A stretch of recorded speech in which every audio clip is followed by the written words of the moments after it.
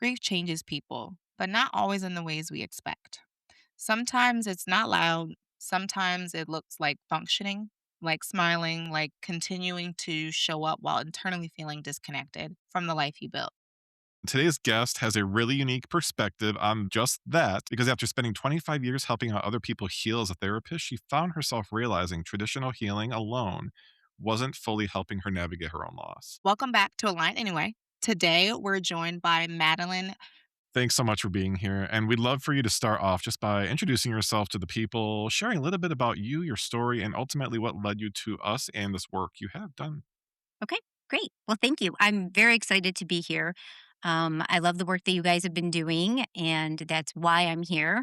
I am all about alignment now since having to redefine myself, and I will talk about how I got there. And your podcast, the title just drew me in, and I started listening, and I love you guys, and I love your vibe, and you're so humble and real. Oh, And thank I you. just don't think we see a lot of that today. And that's just really how I've always run my practice. I'm a little bit unorthodox as a therapist sometimes. I'm sure we'll talk about that later as well. But again, my Yeah, We name is love yeah. that. Madeline We love Micciche. unorthodox. Yes, yes.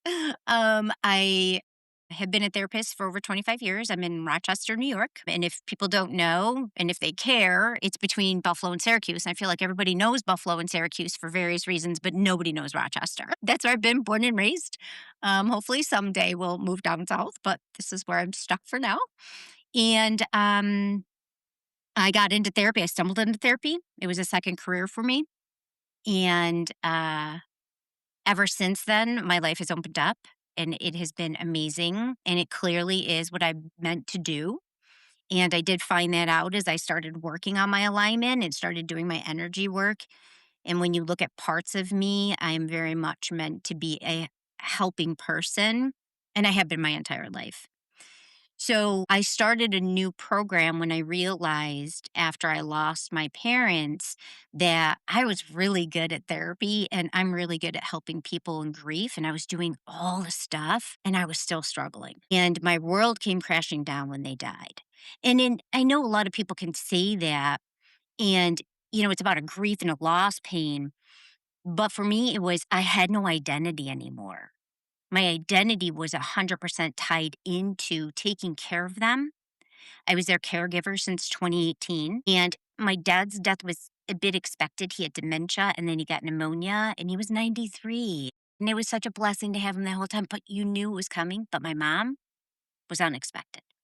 And I think that's what really floored me is now I was in charge of taking care of her, just her. And I felt like I had failed because she died 4 months later. And my mom was not 93. She was 81. And she should have lived. And that's how we felt. That's how I felt. So as I had to deal with the grief and this bang bang effect, I was really good at going in and doing the work. And Tiffany, in your beginning, you said something about, grief can look like a smile. Yep. I was smiling, I was functioning, I was doing all the things I needed to do and I was good at doing, but I was on autopilot because my identity was gone. And that's where I started to look at other forms of therapy and realizing that the traditional form that I know and I'm good at, and I pride myself in being a therapist, wasn't cutting it. It just wasn't. And that's when I started my journey and figuring it out and looking at other things. So that's the beginning of my story. I really resonate with what you're saying because right now, a lot of people that we have been bringing on, our guests, have been different types of therapists, right? All different types and different ways to help people kind of get to the next level because I have been at this place of like frustration with therapy and not feeling like I'm actually moving anywhere. I feel like I'm just continuously ruminating. And Right. so we have just been super interested in all of these different forms. And so I want to just get a little bit more specific. What exactly is the practice that you choose and that you teach and Right. Right. So my original traditional, and I'm using air quotes because there's really not a lot that I do that's traditional, but my traditional therapy to start was always a little unorthodox. I was First of all, I started my practice in children because nobody wanted to work with kids. And so when this big agency hired me, they're like, give the new girl the kids. because nobody wanted to work with them. And I just clicked. Um, I grew up around kids. My mom always had a daycare center. My mom loved kids. So I was a babysitter, I was a nanny. So I'm like, sure, I could do this. And then I realized that the teenagers were being rejected. Too difficult, too emotional, too dramatic. Nobody wanted to deal with them. And then they put me there, and that's it. That was the beginning of what has been a very successful career for me, is that I work with teens. And teens are often misdiagnosed and overlooked, and they struggle a lot because people don't look at them the same way that they look at an adult, and they should. So when I began my traditional, it was very much, "Where you at? Do you wanna talk today?" "No." "Okay. Well, what music you wanna listen to?" We'd put on music. We'd color. I met everybody who walked in my door right where they were at. Because to me, if you don't trust me and if you don't like me, why would you talk to me? So I always built that up first. When you go to therapy school, they'll tell you that a therapeutic relationship or a therapeutic alliance is important. They don't really tell you how to do it. And they don't tell you how important it is that if you don't have that as a foundation, you're going to have nothing. And I would watch my colleagues that are just like, "Oh, let's play a game of Skippo." And then they're like, "So tell me about your mom." And I'm like, "You played one game of Skippo. Like, why is this kid gonna trust you with his trauma?" And I would just sit with kids. I'd sit on the floor. I was just always the different therapist. Then when I got into my own private practice, I started looking at everything, which you're kind of supposed to do anyways, but a lot of people are very micro and I'm macro. And I'm like, "Well, what do you eat? Like, what's your diet like? How are you sleeping? Like, let's look at your stress levels in general." Well, my mom told me that I need to talk about school. I'm like, "Okay, school, but you thrive at school. You're not doing well at home. Tell me about home." My mom said the school's my problem. Like, okay. So now I'm getting a picture of, tell me about what works at school for you, what doesn't work at home for you. And just looking at things like that. I was one of the first people, at least locally, that started to talk about essential oils and started to talk about acupressure points and tapping. And I had a pediatric office that would refer to me, and my kids also went there. So I would go in as a mom, and then they'd be like, "Oh, Madeline, we've got these cases for you." And then I'm like, "Yeah, they're like, oh, so and so, we sent so and so, how they're doing." I'm like, "They're doing really well. I got them doing tapping." They're like, "What? What is that?" Because now tapping's a thing. Then tapping was woo woo. It It was, is. yeah. And people were like, that It doesn't was matter. woo-woo. It was woo woo. And they're like, "That doesn't work." And I'm like, "Nah, I have proof that it does." So I've always been like that therapist, anyways. And it's funny when moms would call me and they're like, "Listen, I don't want my kid's anxious, but I don't want him medicated." I'm like, "I'm anxious and I'm not medicated and I'm doing okay." I'm like, "We can work together because I do everything in my power to control my anxiety without meds. But if you need meds, that's cool too. But my goal is to try to do it without first." So that's how I really built up my practice too, is like, no, we have 100 things that we can try first. Then we can try medication. If you come in and you're like, "We want medication and suggestions," absolutely, because it's your journey. That's no skin off my back. But I treated my own anxiety without it. And so I bring that to the table too. I come from a place of experience too. And I think that that makes things very different as well. As a lot of therapists, they're great at studying the book and they know the theories and they can spit them out. I live it. It's different. And I'm like, "No, I had the debilitating anxiety that I was up all night and shaking and rocking and had to go to work the next day. Like, I got you. We'll figure this out," because I lived it. So I've always been a little different.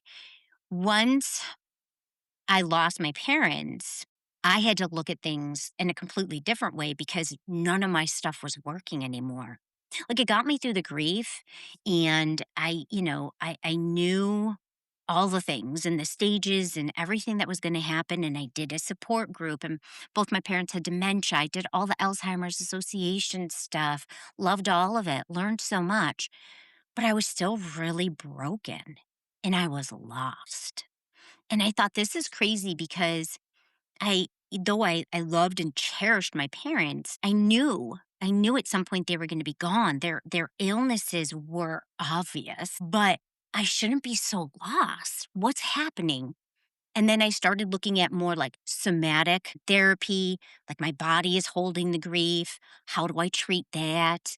Then I was looking at more creative ways, art therapy, music therapy, dance therapy.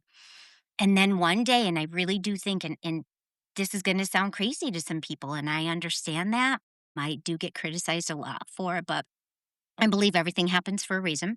I was on Facebook late at night, not sleeping, scrolling, and I saw this thing about, are you a business owner who doesn't want to be TikTok famous and still wants to be able to sell? And so that was a thing for me is, of course, when I was lost as an entrepreneur, my answer was I'll start a new business. So I was always looking at what else could I do besides therapy. And I'm like, oh, I'm going to write a whole, workbook for caregivers and I'm going to get into Alzheimer's. I'm going to work for Alzheimer's Association. And I had all these goals, but I didn't want to be selling on social media. And so this title caught my eye. I was like, that's cool. And the woman, she was cute. And I was like, huh, she looked friendly. Passed by. Came back up. And I was like, this is interesting. What is this about? Because I don't want to be TikTok famous, but I want to make more money. I want to do something different. And she started talking about human design. And I was like, but what the hell is that? Never heard of it before. And it's so interesting that I'll tell that to people, and 50% of the people are like, yeah, me neither. And 50% are like, you never heard of that before? I'm like, no, no, no idea. I actually thought that I was Yeah. misreading it. I've heard And of I'm it like, before. I have not. Kinda remind me and the listeners "Right." what exactly, like, that means. Yeah, it's a combination of astrology, I Ching, which I don't know if you've ever heard of, chakras, Kabbalah, Yeah. and the energy dynamics. And that creates the map of your unique design. So everybody's is very individualized. And so I've been working on this. I'm a certified human design coach now, and I've been working on it for a year. And you'd be surprised, like, we're talking about, we call it keynoting, that you look at somebody's design and then you explain to them what you're seeing and how it fits into their world. You never have the same design. And it's that many different combinations, and it's super neat. And it's fascinating if you believe in like looking at something different. And it was just what I needed. Now, I was raised Catholic. Like, my parents went to church every day when they were retired. And so I had that foundation of God, but there was always a spiritual piece too. Like, I very much, we're Italian, so, you got the evil eye and you got you got all these other things that we believed in too. And so I had this mixture of I can hear and bring this in and kind of think about it and not immediately reject it. And as I started, so you put in your information and it's based on your name, your birthplace, birthday, and then time. And to me, the time is significant. That's the point. It's what makes it different than astrology. Because astrology is based on your date, right? But it's not based on the other stuff. It's everything combined. I'll get my design. I'll just hold it up so you can be like, what the heck is that? Because it's so interesting. But you get something that looks like this. So this is similar to the chakras, right? And so those are the centers. And you have numbers on both sides, and you have the unconscious and the conscious side of you. And these numbers all represent something. And that's the stuff that I've studied now that I understand. But first, you have to know yourself. So as I started to study myself, it all opened up. And it showed that I've been meant to be a caregiver the entire time. I'm meant to be a leader, but not a leader from here looking down, a leader here with my people. And I Mm, I was love that. yeah, I was an administrator for a huge nonprofit here in Rochester called Hillside. And when I became management, I led very differently than my colleagues because I was in the jeans and the sneakers. And if a kid needed to be restrained, I'm there to help my staff deal with the trauma of restraining a child. where my colleagues would sit in their office and just like write their reports. And I was always one with whoever I'm leading because if I'm not going to do it, why are they going to do it? And I was always that way. And that was in my design. And so there was a lot of things that I was like, oh, I know this about me, but I didn't really know there was a language for it. I didn't know that this is a thing. Just thought these were like little quirks of mine. Something that you said that struck me when you were saying that, this was always a part of your design. So knowing that, kind of like it sounds like a lot of the things that you were doing were like already predestined, right? Pre-designed. How do you take that and how does that help you, maybe have less anxiety, or how does that help you progress? Like how does one use what they are learning Right. about themselves Right. and use that to propel them forward. Great question. So, a great example is that I learned the environments that I thrive in, and I was in the wrong room. I was doing what I was doing that I loved, but I wasn't doing it in the right room that I could thrive. And it says it in there like you are meant to be with others. I work alone. I go in my office at 9 o'clock in the morning and I leave at 6 o'clock at night, and it's whatever client comes in, but I'm alone. And though I made my clients my tribe, I didn't have equal tribe. And I think that that's why I did so well when I was part of the nonprofit is I was leading a team. I was always part of a team and I really thrived. So that was something that I learned. But I also learned things, Tiffany, like my decision making. So I am an anxious person. And I learned that I need to wait to make a decision. Where I always thought you need to make that decision quickly, right? Because that shows that you know what you want, you're determined. So people would ask me to do something. And of course, I'm a people pleaser too. And I'd be like, yes. And I go home and I'm like, "Oh, no, like, I don't want to do that. Why did I say yes? I do that all the time. Yes. In my design, I have to wait. That is how I'm designed. And when I realized that, I was like, because there have been some decisions where they'll say, like when you go to buy a car. Josh, I loved your car story, by the way. When you go to buy a car and they say, think about it overnight, come back tomorrow. And sometimes I'd walk away from the deal, right? But in that moment, I was going to take that car even though I didn't want it. But if you tell me, wait, and then I make decisions when I wait, I have clarity. In the moment, I make decisions emotionally. And I'm very connected I need to strongly do in my that too. emotion. Yes. And I bet you, Tiffany, if we ran your design, you would see that that is exactly how you're wired, is you just need to take time. Now, there's some people that their impulse, they're so cued in that they can immediately say yes or no. That's not my design. I keep thinking about, you dealt with this trauma with your parents and you have all these tools because of your training and because of your Yep. passion for it. Yep. But then you have to immediately take yourself out of therapy mode and still try to remember these things that you have to try to put forward into your own situation. But then I'm sure you also look to your own way of healing, like in maybe another form of therapy or another therapist or another person to look to. And how does that look when you're a expert seeking another expert in the same field when you know the things you're about to receive from this therapist are pretty much aligned with the things you already know because of your training? Right. So that I love that question because I kind of thought the same thing. And so I didn't go into grief therapy right away. Now, if you're a good therapist, you have your own therapist.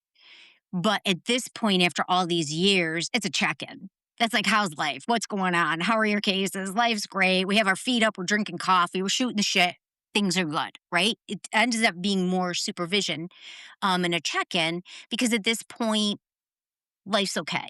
But when my parents weren't okay, let me tell you, I'd go in and be like, I'm anxious all the time. I'm sick to my stomach all the time. But it would be because that's an equal. Why do you think that is, Madeline? Like, well, because life sucks. But I have validation. I have somebody who understands. And it was a validation from a level that really had meaning. So I didn't go into grief therapy because I thought, what are they going to tell me? And then I couldn't stop crying. Like, I was I don't remember exactly because I went twice. I want to say my mom was still alive and I couldn't stop crying. And I thought, let me just call because he died at home through hospice. And so you have services through hospice. And I called and the woman was like, oh, absolutely. Like, come in.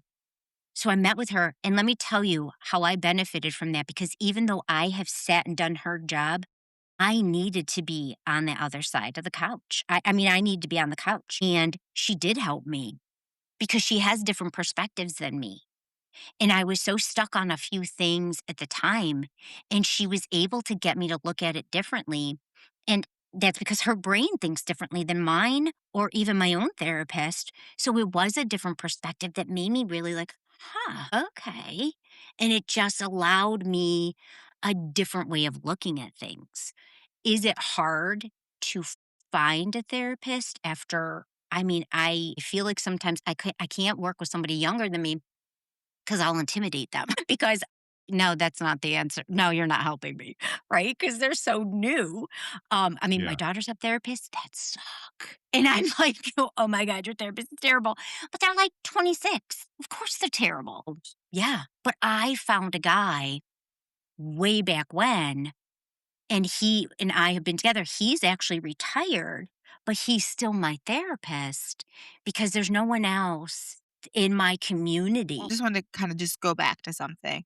You know, when you were talking about other therapists and they're 26, I do want to add, I know of some therapists who are young and 26 and they're the type of therapy that they're doing, I feel like is has become more helpful and it doesn't necessarily have to be life experience because I think sometimes life experience gets caught up in the therapy and the advice that's given or what's kind of brought up or what that person is Right, going through. So I right. think someone a lot of the times that's younger or not even younger, but maybe newer in the craft or Mhm, newer in the part of, like, a different way of thinking, kinda like you were saying, like, human mhm. design, Yep, thinking about it more than just, like, what's in the books, but what is energetically feels right in right, that way, right, and I think I right. just wanna make sure that I just kinda mention that part of that too. Oh, yeah. No, and absolutely, and no disrespect to the younger colleagues. I think we had a massive problem during COVID that because we didn't have enough therapists, they got rid of the need to be under supervision for 10 years before you can be out on your own. And that I have issues with because you have kids walking out of college going into private practice, they don't have supervision. They're winging it. And so, Okay. yes, there's some Yeah. that are Mm. excellent and they like the EMDR, love it. I won't get trained in it, but that's the new thing and that's a lot of the newer therapists and I'm all about that. And I think that that's great. And I will send people to go do EMDR. And if they want to come back for, more traditional psychotherapy. But I just have a problem with and I see it there isn't a work ethic. It's not about being a bad therapist. It's about not having the work ethic you need to be helping people. And there's a You work know ethic what? that's That's such a needed good point. because I'll tell you, my daughter's You gotta therapist have grit. cancels on her every week and says, I'm having a hard time finding daycare. Having a hard time finding this or that. When started my private practice, I mean, for sure, my kids were taken care of because I had a schedule. I had people that were waiting to come see me, and I have to hold up to that. There's a contract there. She cancels on my kid all the time. And now my child's very high functioning, and I'm blessed that it really is just her having a sounding board. So thank God. But I'm thinking of the other clients this woman has that she's just like, today's just not going to be a good day. Today's not a good day for me ever. But guess what? I'm here. My husband's therapist did the exact same thing to him. Called in, called out, would do it 2 minutes after the appointment. He's sitting in the lobby waiting room, waiting for this bitch Yes. to show up. And I'm just Yes. like, who in the right mind has the audacity for the amount of disrespect for these people that are needing you? It's not like Exactly. they're just your friend you're canceling on. These people need you. And Exactly. they're paying money, they're scheduling time, they're doing these things because they need help. And you are letting them down and now they need you more than ever and they're going to find someone else and that takes more time, more energy, more insurance bullshit to deal with. No one's got the time for that shit right now. Yes. I agree. And Josh, that's my issue. And that Tiffany, I'm glad you called me out on it and we clarified, but that's part of my issue. And when I say like, who am I gonna work with at this point, the work ethic isn't necessarily there. And if you don't have that kind of work ethic, then I question your professionalism and your ethics because we have a code of ethics. I think I question that in a lot of the newer Yes. generation, to be completely honest. Like I can't even I mean, we talk about this all the time where it's like, hey, what is going on? But I think that, as we get older and millennials became parents, and I think that we were just so dead set on like not making the same mistakes of our parents that I don't think some of that work ethic was instilled. A lot of the, Mm, older generations have that work ethic because they had to. You know what I mean? exactly. You were out there, Right. there wasn't the convenience of technology. So you were out there, boots on the ground, handing over resumes, and no one's doing Yes. that. Now everybody Yes, is just ma'am. doing a resume, boop, boop, boop, boop, couple seconds, Right. AI right through their phone. So we do have to take to account, like, damn, how technology really made it so that you rely less and less on that grit that gets you up in the morning when all shit is falling to the ground, right? And I Right. think that we forget that, but like the newer generation does not have that weight. So they do not understand that and cannot.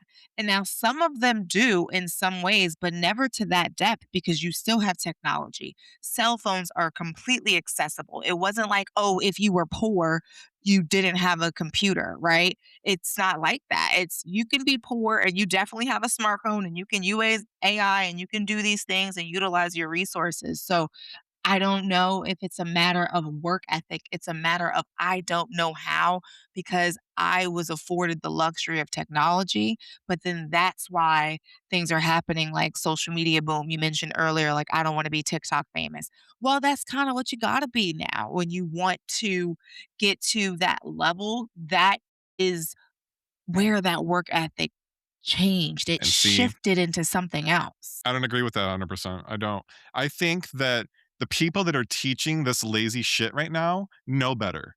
That's our generation, Tiffany. We know better. Our parents taught me different than that. I know your mom. She went to tight ship.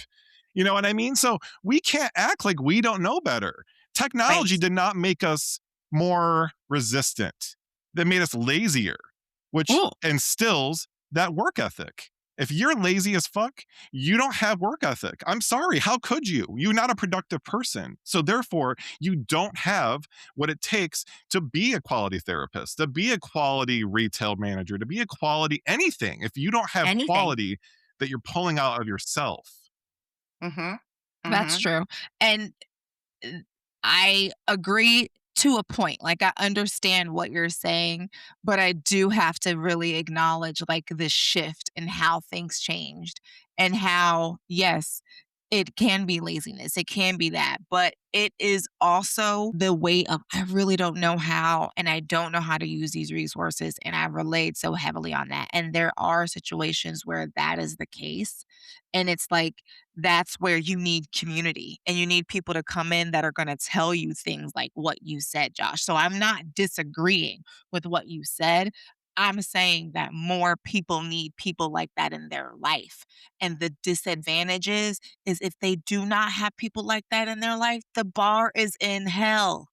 And how the fuck they supposed to get out when nobody is reaching their hand down to bring them up? So I Right. agree with you, but what I'm saying is deeper than that. And that is what I realize, which provides grace and balance. And then I can still fuck up because I do think like you think, and I was raised hard. Mama Tanya, do not play. But Mhm. there's just gotta be that balance, you know? And I think that's life. You have to find a balance and you also have to kind Right. of think from all different perspectives, which helps to give you a broader view. I wanna jump in on that.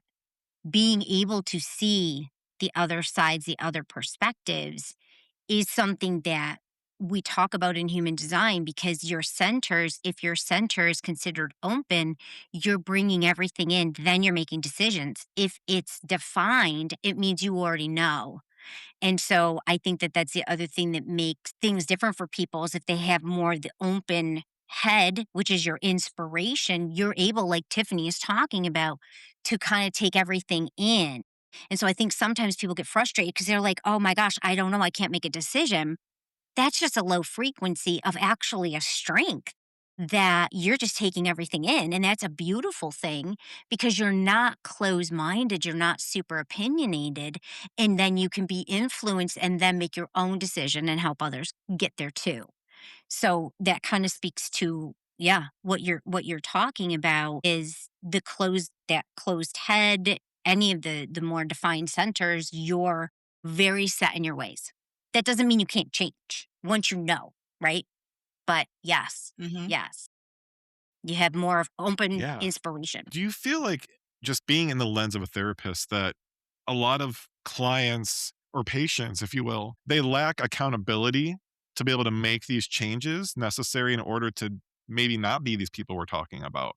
Or is it really that much deeper than that? Like accountability to be able to understand that they might be the problem and they need to Okay, actually do the work. right. So I think once you're in and you're talking, it becomes apparent that there is work to be done. And I think a good therapist would be able to say, like, we talked about a couple things you were thinking of doing different. Did that happen? Oh, it didn't. How come? So now you have somebody that's kind of keeping you accountable, but not like, because it's not about doing it our way as a therapist. It's doing it your way, but getting you to understand, why was that important? Last week that was so important to do, but you didn't do it. What happened? You're starting to build those skills. You're helping them build to get there. And I think anybody that walks in the door and is willing to sit down in front of a stranger and say, like, I need help, they want to make changes. And so they want to have that type of relationship where you could go, what happened? I know you wanted to do it different. Let me help you get there. What stood in your way? So they're already holding themselves accountable in my mind, just walking in the door. Therapy's hard and therapy's scary. Yeah. Yeah. Yeah. I It mean, you're is. sitting there talking about all your dirt and all the things you don't like about yourself, like, Yeah. and you better And you like have to who's find sitting someone that's over really there hearing willing. it. Yes. Yeah, Yes. I agree with you. And there's so many things that I pulled away from today. And I think the biggest thing for me was the design piece. Like, I never look at my shit as a design piece. I look at it as trauma rebuild, Mm, trauma elevate, yep. trauma fix it. I don't look at it as this is who I am.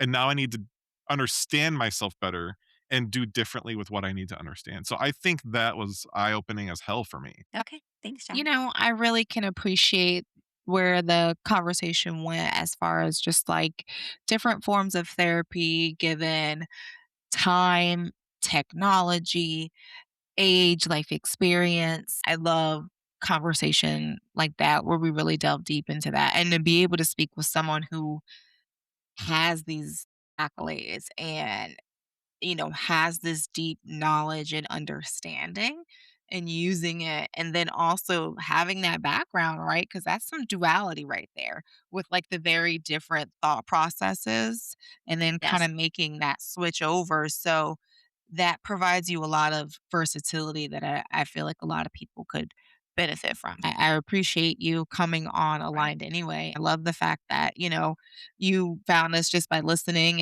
episode and what you thought of it. That is why we created it so that we can like get these conversations going and want people to talk.